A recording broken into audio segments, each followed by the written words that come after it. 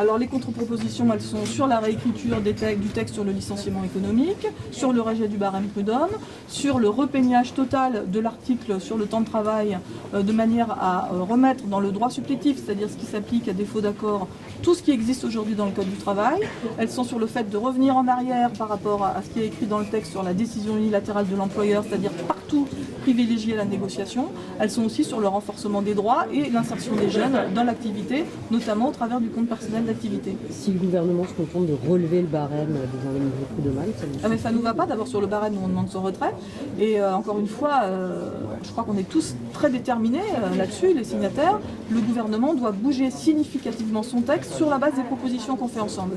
Si ce sont des petites modifications à la marge, bien sûr qu'il y aura une mobilisation d'une autre nature. Il y a des organisations syndicales en France qui préfèrent ne pas faire de propositions. Il n'y en a pas eu. Il n'y a pas eu aujourd'hui des propositions autour de la table qu'on aurait rejetées.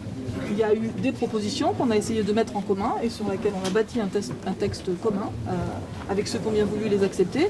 Il n'y a pas eu de propositions qu'on aurait rejetées et qui auraient créé un clivage. Il y a des gens qui ont préféré ne pas faire de contre-propositions et imaginer que par la mobilisation, ils obtiendraient des choses. Nous, on croit que c'est par la capacité à produire des contre-propositions qu'on obtiendra des choses, notamment parce que ce qui nous rassemble peut-être tous les signataires, c'est que face, et on l'a dit dans le texte qui est proposé, face à la montée du chômage, à la montée de la précarité, à la montée de la pauvreté, il n'est pas possible de refuser de bouger.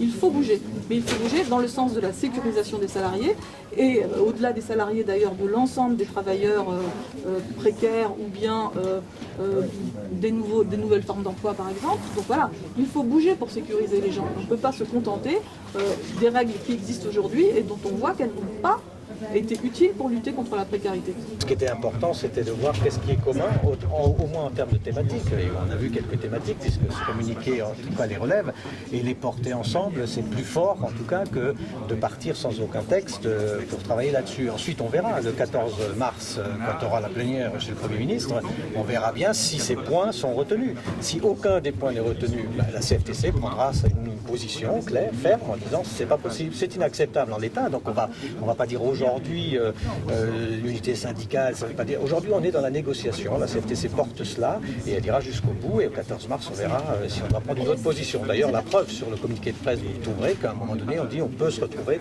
après le 14 mars. Et elle a servi à quoi cette réunion? Elle a servi à faire la plateforme en quelque sorte sur les points au moins communs. Et il est évident qu'on n'a pas tous les mêmes avis sur tous les sujets, mais on a quand même un avis sur le retrait de la marénisation des indemnités prud'homales, ça a été redit.